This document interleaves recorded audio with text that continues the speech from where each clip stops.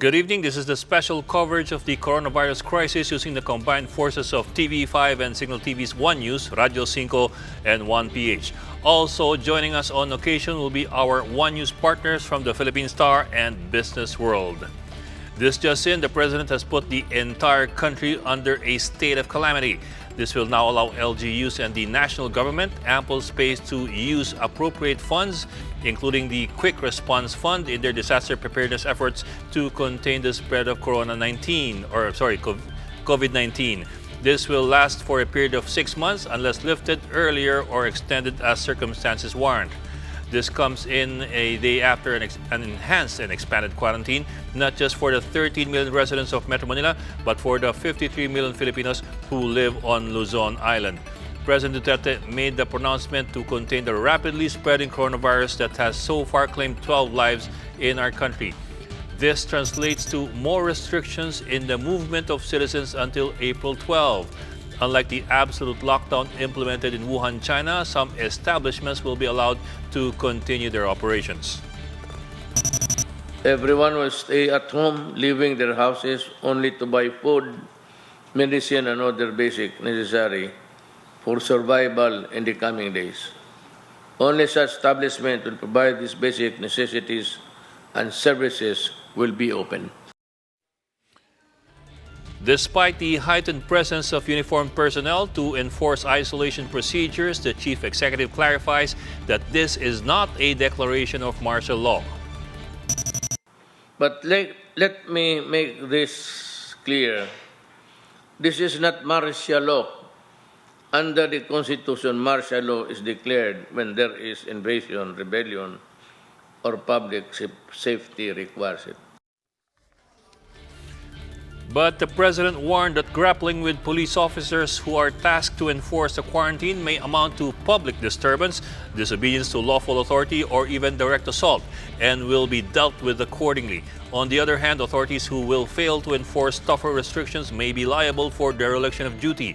The private sector was also called upon to alleviate the suffering of those whose livelihood will be affected by the enhanced quarantine. The President asked employers to allow work-from-home arrangements and to release prorated 13th month pay to ensure that workers will have enough resources for the duration of the quarantine. Basic utility providers were also asked to extend a month-long reprieve for the collection of bill payments. But I'd like to address yung mga mayayaman. You might be able really to alleviate the situation by just understanding also the plight of the workers who are not working now and lawfully are not in a position to demand. My countrymen, again, we discuss our most potent weapons in this war against COVID-19 are not bullets or ammunition, but our compassion and consideration for our Filipinos in the next few years. Following the President's announcement of an expanded and enhanced community quarantine, Cabinet Secretary Carlo Nograles explains certain guidelines. In a press conference, Nograles says the suspension includes all forms of mass transportation, such as buses and jeeps. Aside from that, land, air, and sea travel will also be restricted, while the movement of cargo across Luzon would continue unhampered. He noted that the general rule under Duterte's new order is to stay at home. Cabinet members and NCR Mayors or Metro Mayors have discussed plans in implementing the enhanced community quarantine during their Manila Council meeting. Now, to give us more details on what happened in that meeting, we have live from Makati News 5 correspondent Dale De Vera. Dale.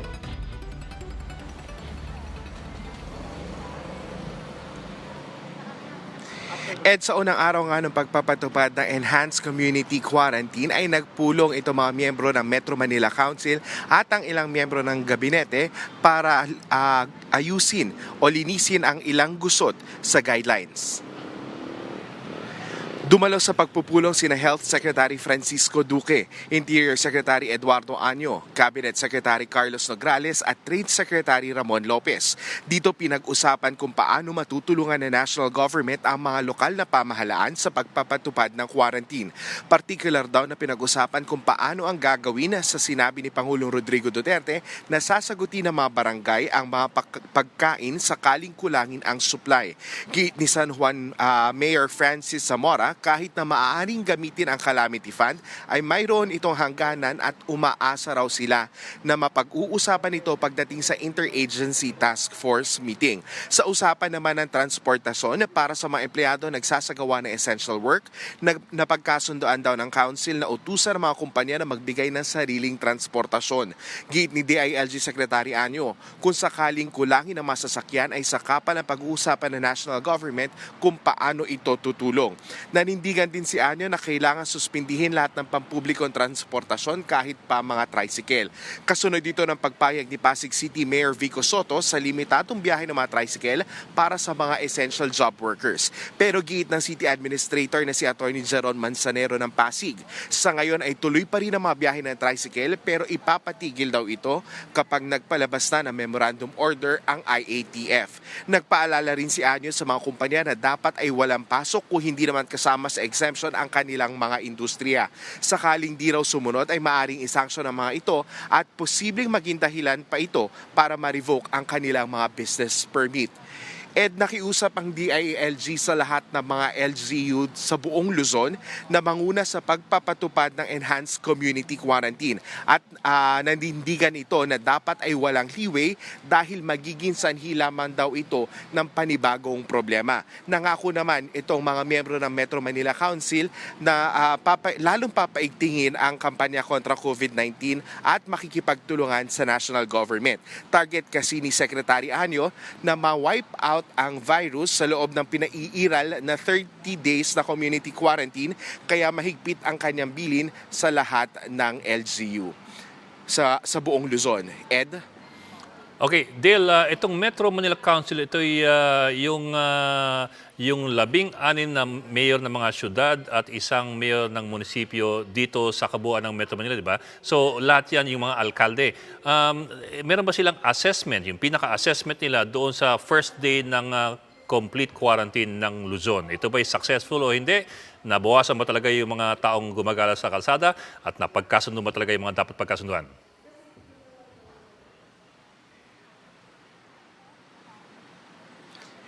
Kanina doon sa mga nakausap nating ilang mayor, kasama na sina Mayor Zamora, Mayor Calixto at si Mayor Olivares ng Parañaque, wala silang binigay na official assessment for the day. Pero nakita nila na nabawasan yung tao sa kalsada. Kumbaga hindi nila ma-quantify kung successful ba ito.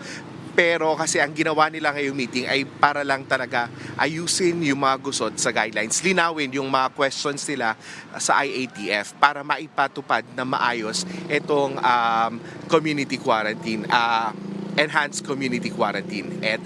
Well, Del, kaya ako naitanong yan dahil nga earlier this morning, sinabi naman ni Mayor Vico Soto sa kanyang tweet, papayagan ng Pasig yung mga tricycle na bumiyahe, bagamat ito'y apparently labag doon sa inutos ng Pangulo na lahat ng mass transport systems ipatitigil. Sinigundahan yan kanina ni Yusek Jonathan Malaya ng DILG na bawal yan at talagang hindi yan kasama doon sa pinapayagan o exemption doon sa travel restrictions. So doon pa lang parang ang tanong ko doon parang meron silang hindi pagkakaunawaan doon sa panig ng hanggang saan ang travel restriction.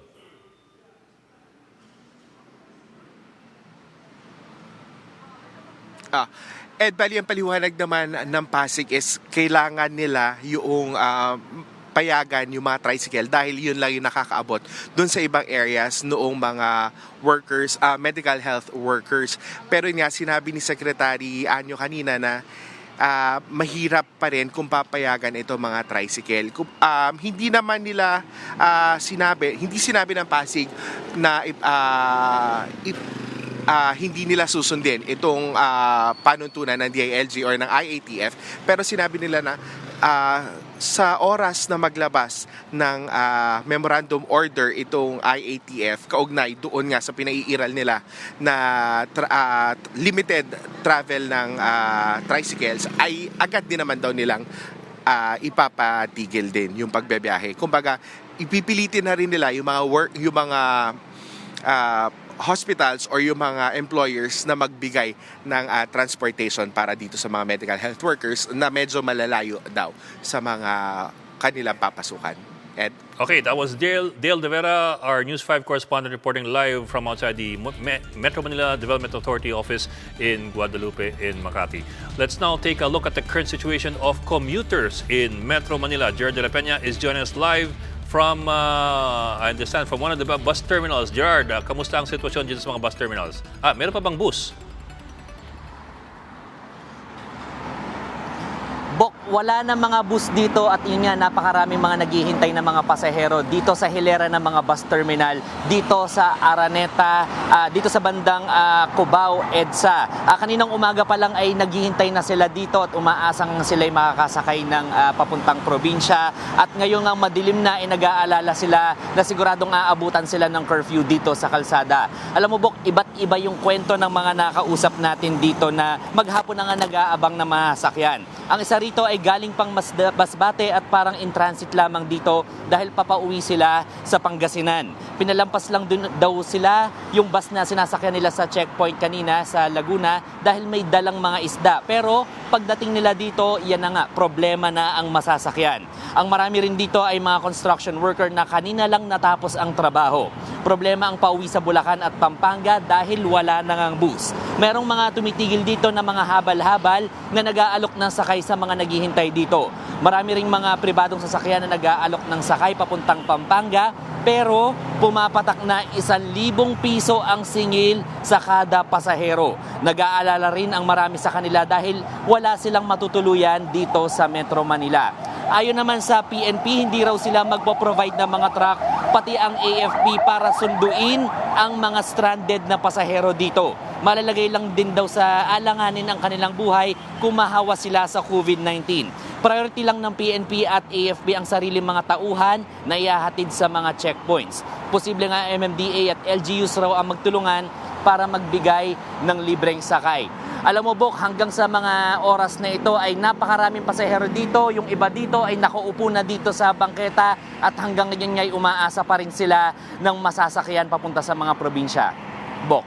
Okay, Gerard, sa itsura mo, para kang nasa EDSA Cubao, kung tama yung pagkakatansya ko sa iyo. Meron ba talagang inaasang darating pang bus dyan o wala na talaga silang pag-asang may masasakyan dyan na bus? Kasi kanina lang umaga, nanguhuli sila ng mga bus at taxi dyan sa EDSA. Tama, Bok, nandito ako sa northbound lane ng EDSA makalampas ng Cubao. Ito yung mga hilera ng mga provincial bus terminals dito sa EDSA. At yun nga, alam mo, may conflicting reports tayo nakukuha dahil kanina merong kinonfirm ang MMDA na meron daw ide-deploy na mga buses at trucks ang DND at ang PNP. Pero yun nga, pinasinungalingan na nga ito ng PNP. At meron ding isang bus company raw na nag-commit na magpapadala ng mga bus sa mga stranded na passengers. Kanina meron din tayong nakuhang report na isang bus company naman ang nag-offer na susunduin yung mga medical workers mula sa Cavite at dadalhin dito sa Metro Manila. Pero lahat ng mga bus na yan hanggang ngayon ay wala pa tayo nakikita. Kaya ang dami mga pasahero dito na hanggang ngayon umaasa na merong susundo sa kanila. Pero up to this time, Bok, nagtatry tayong mag-confirm from the DOTR. Wala pa rin silang maibigay na sagot sa atin kung meron yan dadating na mga bus dito. Bok. Nako, Gerard, mag-aalas 7 na ng gabi. Anong tansya mo? Wala na talaga, malabo na talaga. At they may as well find another way to go home or find another place to stay. Ganun ba? Is that what we're saying right now? Yun nga, Bok. Madilim na nga at nag-aalala na yung marami dito dahil ang alam nila merong curfew dito at around 8 o'clock. So, yun, ang marami dito ay walang matutuluyan dito sa Metro Manila at ang inaasahan na nga lang daw nila ay makakauwi sila sa Central Luzon ngayon. So, ito, marami sa kanila ay clueless pa rin kung anong gagawin at wala naman silang matutuluyan dito sa Metro Manila. So, palagay ko ang gagawin ng marami sa kanila dito ay tsatsagain pa rin nila at maghihintay sila hanggang may dumating na mga bus na pwede maghatid sa kanila sa Central Luzon. Bok. Okay, that's quite unfortunate. Maraming salamat, Gerard de la Peña. It is not just Luzon that is under community quarantine. Other parts of Visayas and Mindanao are also under some form of quarantine, just like in Cebu City. And to give us the latest there, we have from the Freeman, Lorraine Ekarma. Lorraine, anong latest dyan? So the province of Cebu currently has no confirmed COVID-19 case. However, the provincial government has already taken preemptive measures to prevent the entry of the virus. Last March 12, Governor Gwendolyn Garcia issued Executive Order 5E and 5F, imposing the suspension of inbound domestic sea travel and domestic flights to Cebu. This is with the exception of incoming cargoes and supplies who have undergone the prescribed biosecurity measures. Outbound travel from the province also remains uninhibited. All incoming foreigners from all international flights, apart from those already included in the national travel ban, will be subject to a mandatory 14-day quarantine. Component cities and municipalities of the province have also begun observing a 7-hour curfew from 10 in the evening to 5 in the morning. Garcia has also ordered for a temporary closure of gyms, swimming pools, and recreation centers hosting communal activities in Cebu. All these precautionary restrictions are set to last for 30 days. The province of Cebu is already working out financial aid with concerned government departments for displaced workers in the province from businesses affected by the imposed preventive measures. Lorraine, can you hear us, Lorraine? Yes, hello. Okay, Lorraine, just a few questions. So, Cebu now has a curfew, if I understand you correctly, and there are travel restrictions. What about commercial activity? Is there also a restriction on commercial activity like what we have here right now in Luzon?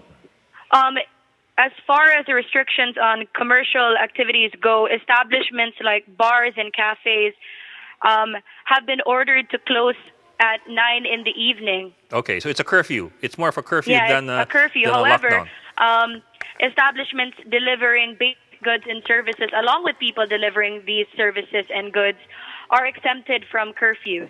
Okay. Lorraine Karma, maraming salamat. Reporting for the Freeman from Cebu City. Maraming salamat, Lorraine. And now we have on the line Cabinet Secretary Carlo Nograles joining us for a few questions. Cabinet Secretary Nograles, thank you for joining us, sir. You're welcome. Magandang gabi, Ed. Magandang Yes, sir. gabi po sa ating mga nanonood. Sir, yes, sir. I understand that the IATF perhaps just finished its meeting. Do you have an assessment already? Still ongoing. Still ongoing? Yes, sir. I just stepped out of the room. So Yeah, well, ongoing pa rin yung meeting well, thank you namin. for taking our call, sir. But would the IATF already have an assessment for the first day and recommendations for the succeeding days?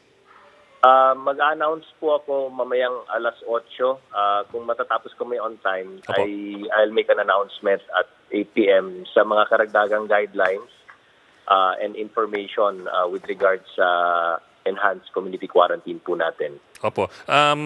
Sir, tell me if I'm getting this correctly, pero the impression I got the whole day was that the biggest issue was yung question on the travel restrictions, whether certain vehicles are allowed and whether the guidelines on travel restrictions have been met. Is that the same thing that you're getting in the IATF? Well, isa yun sa ina-address na po natin ngayon sa interagency task force meeting natin. Kaya nandito rin po kasama namin ang top brass ng Philippine National Police. Opo. Para magkaroon po tayo ng mas magandang enforcement tomorrow, no?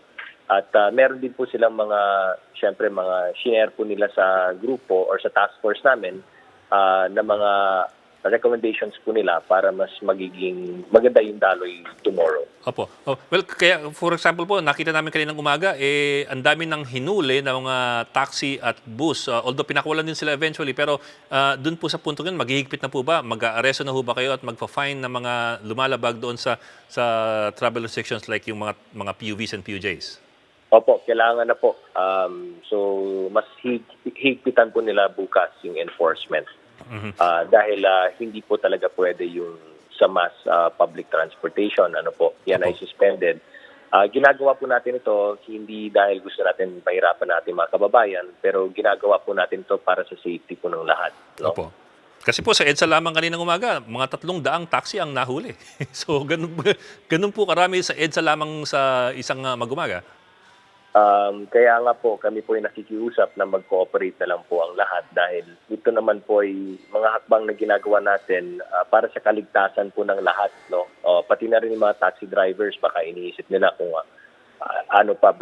para rin to sa kaligtasan po ninyo. Kaya ang panawagan po talaga namin, bahay muna, buhay muna. Opo. When in doubt, stay at home. Yeah, and like what you said, I think last night, in case of any doubt, the answer is no. Yes. In case of any doubt, stay at home na lang po. Para hindi na po bigyan ng paraan pa yung virus na makaikot pa dito sa Luzon, maging sa Metro Manila at kung saan-saan po. Opo. Pero po yung isang issue kanina na lumitaw that we're hoping that has already been fixed in the IATF meeting is yung medyo kakulangan po doon sa transportation for those who belong to the essential sectors. For example, yung mga nurse, mga health workers, mga pharmacists and so on na wala namang sasakyan at kailangan mag-commute pero medyo kulang po tayo sa mass transport. Have you already fixed that as far as travel is concerned? Yes, kami po ay nananawagan sa ating mga private hospitals at health facilities sa pribadong sektor na on your own initiative po, kung maaaring mag-devise po kayo ng paraan kung paano po ninyong i-transport papunta at sundo at hatid sa inyong mga health workers, no, or yung sa workforce ninyo. Pero sa mga government health facilities at mga hospital ay nagkaroon na po ng kasunduan ng Department of Health at Department of Transportation na magde-deploy po tayo ng mga buses para sila po ay mabigyan ng transportation papunta po sa ating mga government hospitals. Well, Secretary, I understand po this is probably, not to ask you for an answer to a micro problem, pero along EDSA Cubao, mga ilang daan po mga tao nag-iintay ng bus na hindi na darating. And they have no way to get back to Central Luzon, and they have nowhere else to go. So that might be something that the line agencies may want to look at too. At least for tonight. Actually, sige, tonight ba yan? Tonight po. Nag-report lang kanina yung aming reporter si Jared de la Peña. Doon sa hilera ng mga bus stations sa EDSA northbound at southbound, ang dami po nag-iintay at umaasa na may dating na bus, nakaupo sila sa mga bangketa. Sige po, ipaparating ko po sa mga task force members ko na nandito po ngayon. Yes, sir. All right, sir. Sorry, sir. One more question po. Yung state of calamity po, I understand that's already been declared by the President for the whole country. What do we expect po from that declaration? Well, dahil po dito, matatap na po ng ating mga LGUs, no, yung kanilang quick response fund. Yan naman po yung purpose ng ating pag-declare ng state of calamity para hindi na po mahirapan ang mga affected LGUs na mag-tap na po sa kanilang quick response fund. Kasi kung isipin po natin, yung LGUs, sila po yung frontliners. So even pagdating sa food assistance sa mga kababayan natin na affected po dito sa enhanced community quarantine, lalong-lalo na hindi nakakapagtrabaho at wala pong means ng pambili ng kanilang pagkain, ay yung LGUs na po yung magde-devise ng sistema kung paano sila mag-extend ng food assistance using their quick response fund. Tapos i-augment na lang po ito ng DSWD. Pero yung pag-set up po ng sistema will be the LGUs. Okay. Maraming salamat po, Cabinet Secretary Carlo Nograles. Abangan po namin yung inyong press con mamaya pagdaos ng IATF meeting. Thank you, sir, for taking the time to join us today. Maraming salamat at ingat po lahat. Salamat Thank po. you po. The government is requesting local leaders to lend official vehicles so that they can be used to ferry essential workers. The DOTR is also urging private businesses to provide transport services for their employees. Meanwhile, Trade Secretary Mon Lopez is suggesting to companies that they provide workers with temporary housing or lodging near their workplaces. The Interagency Task Force on COVID-19 has approved a window time for passengers. The IATF says all passengers, regardless of nationality, may depart within the 72-hour period unless their flights have been canceled by their respective airlines or the Civil Aeronautics Board. All Cebu Pacific and Cebgo flights will be canceled from March 19 until April 14. Air Asia, meanwhile, has halted all of its domestic flights to and from the Ninoy Aquino International Airport and Clark International Airport until April 14. Operations in Cavitex and Calax will continue 24/7. The operators of the two thoroughfares say that they support the government's directive on unhampered movement of essential cargo. They also encourage motorists who must travel to use Easy Trip RFIDs to ensure that social distancing guidelines are being followed. And now let's look at the local situation via this tracker created by the Department of Health. We can see here that the cases are concentrated in Metro Manila. Just this afternoon, the DOH confirmed 45 new cases, bringing the total number of COVID-19 positive cases in the country to 187. 26 of which are confined at the Research Institute for Tropical Medicine, or RITM, while 23 are admitted at the Medical City in Ortigas.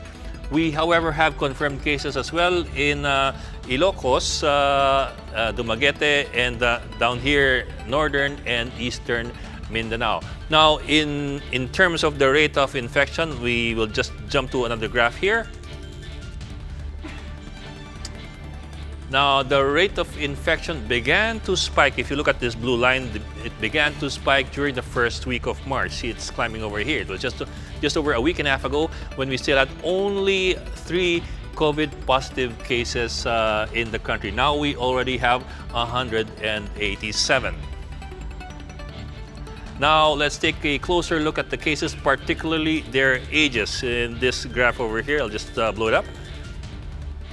As you can see, older people, especially those aged 51 to 60, are the most at the greatest risk. In the Philippines, around 30 cases out of more than 100 confirmed are under this age group. Nearly 2/3 of these are male patients. Now, on the bright side, 4 people have already recovered from COVID-19 in the country. Baliwag, Bulacan Mayor Ferdy Estrella has tested positive for COVID-19. Estrella says that his symptoms manifested last week. Meanwhile, presidential son and Davao City Mayor or Vice Mayor Sebastian Duterte is reportedly undergoing self-quarantine as a person under monitoring for COVID-19. According to reports, Baste has flu-like symptoms including cough, fever, and a sore throat. Meanwhile, BDO confirms that an employee in one of its branches in San Juan City tested positive for the virus. The bank says it is closely monitoring the patient's situation as it also ensures the well-being of its employees, customers, and its suppliers.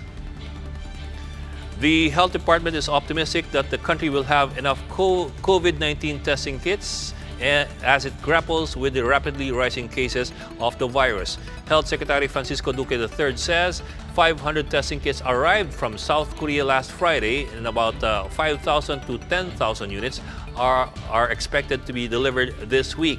He also says they received 2,000 testing kits from China, and another 10,000 units may arrive on Wednesday. Let's now check the latest COVID-19 global figures with the help of this online tracking map created by Johns Hopkins University. There are now 183,304 confirmed cases worldwide. Italy has recorded a total of 27,980 casualties, with China, of course, still being number one with 81,000 casualties, infected people. Iran is number 3 with 14,000, Spain with 9,000, and Korea, the only Asian country in the top 5 with 8,000. The death toll, meanwhile, now is at 7,166. Italy recorded 368 new deaths.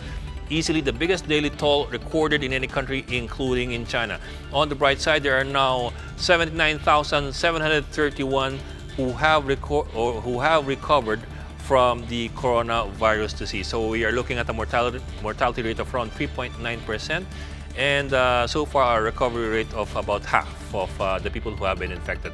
Now back to our shores. Trucks carrying agricultural goods, not just to Metro Manila but to other parts of Luzon, are experiencing delays in delivery due to stricter checkpoints. That's despite the assurance from the Agriculture Department that the ferrying of goods and food products will remain unhampered. Earlier reports say that over 30 trucks carrying no less than 200 sacks of rice from Nueva Ecija are affected. The DA has put in place a food lane pass for vehicles accredited by the DA. Trucks without the pass will have to go through normal checkpoints.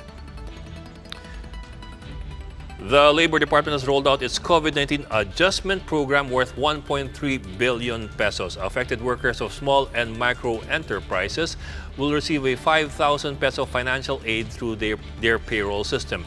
Dole adds that the informal sector workers and those who have been displaced may avail of its TUPAD program for financial assistance.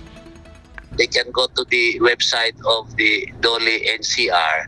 Doon sila mag-register at saka doon nila ilagay yung mga pangalan ng mga empleyado nilang naapektuhan.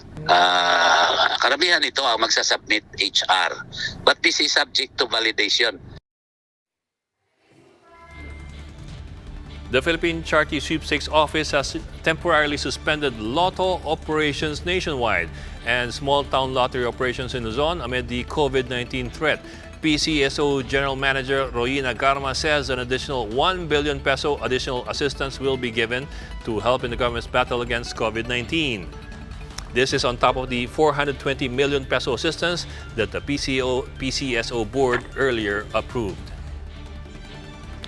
Authorities in Valenzuela City are taking strict measures in preventing other people from entering the city. To give us more updates, we have live on the line, live in Valenzuela City, Laila Panglinan. Laila, kamusta ka dyan?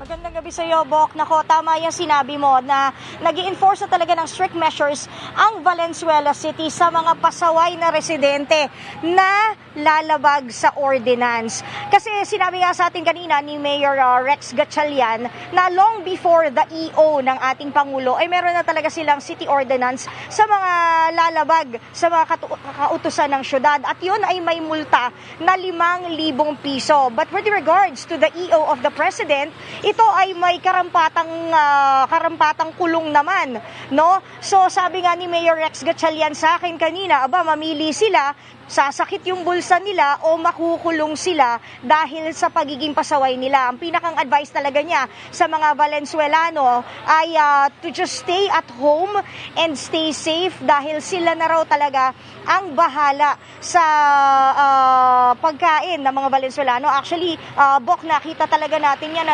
busy ang LGU sa pagpapak ng mga food packs para sa mga constituents ng Valenzuela doon sa kanilang alert center. At na-tour din tayo, na every single road talagang nakikita nila doon sa kanilang war room, including itong kinatatayuan ko ngayon na MacArthur Highway, boundary ng Mekawayan, Bulacan at ng Valenzuela City. Na andito tayo ngayon at kung napapansin mo, Bok, konti na lang yung mga sasakyan na lumalabas ng Valenzuela, papasok ng Bulacan. At kung mapapansin mo ulit, mas marami yung mga parang mga delivery truck na pumapasok sa Bulacan. Konti na lang din yung mga motorsiklo. Pero kanina, nung mga bandang bago magtanghalian, inabot din natin na medyo bulto pero hindi naman sobrang marami. Makikita rin natin at mapupunan natin na napakang systematic din ang ginagawa ng mga nagmamando ng checkpoints dito. Kabilang dito yung AFP, PNP at yung mga volunteers na taga-health center ng LGU. Doon sa may bandaron pa lang, kinukuha na ng ID yung mga dilakad saka yung mga motorista. Pagkatapos sa bandang ito si ate, dito nila kinukunan ng body temperature yung lahat ng papasok ng Bulacan. Sa may bandaro naman, ayan, andyan naman yung mga private vehicles na papasok ng Bulacan. So, dinivide nila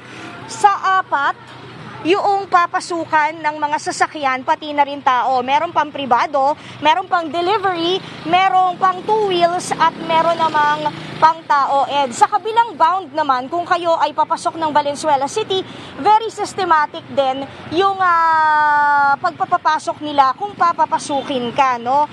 Nakita natin na hinihingan sila ng ID kung wala kayong business, kung bakit kayo papasok ng Valenzuela, kung hindi kayo taga NCR, hindi kayo papasukin, lalong-lalo na kung hindi naman kayo kabilang sa mga essentials na pinagtatrabahunan, katulad ng delivery ng tubig, sa kuryente, sa butika, kung hindi kayo mga medical staff, kung hindi kayo trabahador sa gobyerno, hindi na kayo pinapapasok sa Valenzuela. Napakang istrikto nila. To the point, Bok, no, may kwento ko lang. Kanina nalimutan kong isuot yung ID ko, pati ako, hindi nila pinapasok at hiningan talaga nila ako ng ID. Kaya tayo naman, syempre, bilang civilian, susunod tayo sa ating mga kapulisan. At yun din naman yung sinabi nila sa atin na sana kung maaari lang, laban kasi daw nating lahat ito. Kaya kung maaari, magkaroon na lang tayo ng kooperasyon sa isa't isa. Kanina, Ed, no, nung papunta kami rito, nasa may bandang Caloocan pa lang kami ng MacArthur Highway, nakita natin na talagang struggle, no, yung mga tao na sumasakay para lang makauwi o makarating dito sa boundary ng Valenzuela at Mekawayan. Mayroon tayong mga nakita umiiyak kasi talagang alas 5 pa ng madaling araw, nag-aantay na, alas 10 na ng umaga noon, hindi pa rin sila makasakay. Yung iba naman, nagiging tama na sa paningin nila ang pagsakay sa habal-habal kahit na alam nilang illegal ito. Maraming storyang ganyan. Yung iba nga sumakay pa sa mga trailer na lang, makaabot lang sila, Bok, dito sa boundary na to ng MacArthur Highway sa Mekawayan, Bulacan at Valenzuela City, Bok. Laila, pinapanood namin ngayon yung video mo. I suppose sinuto ito kanina nung may araw pa. Pinagkakagulan ng mga tao yung 10-wheeler na may kargang mga bakal at nagsasakayan sila kahit delikado. Paano naubos yung mga taong ito? Siyempre, hindi naman ganyan karami yung mga pwedeng magsakay ng mga tao. So, paano naubos ng mga taong ito? At pangalawa, anong inaasahan natin bukas? Inaasahan ng mga pulis bukas at ng mga LGU na mas konti na yung tao. Yung mga essentials na lang talaga, Bok, ang makikita nila na papasok at lalabas ng mga boundaries sa buong Luzon. Number 2, yung sa susunod mong tanong, paano naubos, napanood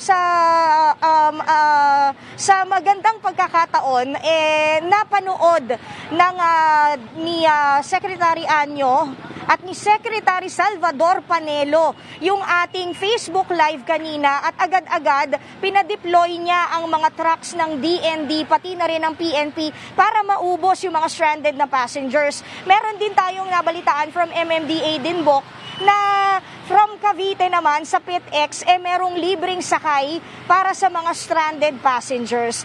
Dito mo rin makikita, no, na despite of the COVID outbreak and despite of us being afraid and meron tayong social distancing sa isa't isa, dito mo makikita na walang social distancing kapag gustong-gusto at uwing-uwi ka na talaga sa pamilya mo. Pero dito mo rin naman makikita na buhay pa rin ang bayanihan nating mga Pilipino, Bok. Pero buwis-buhay ginagawa nila ngayon madaling maipit dun sa gulong ng truck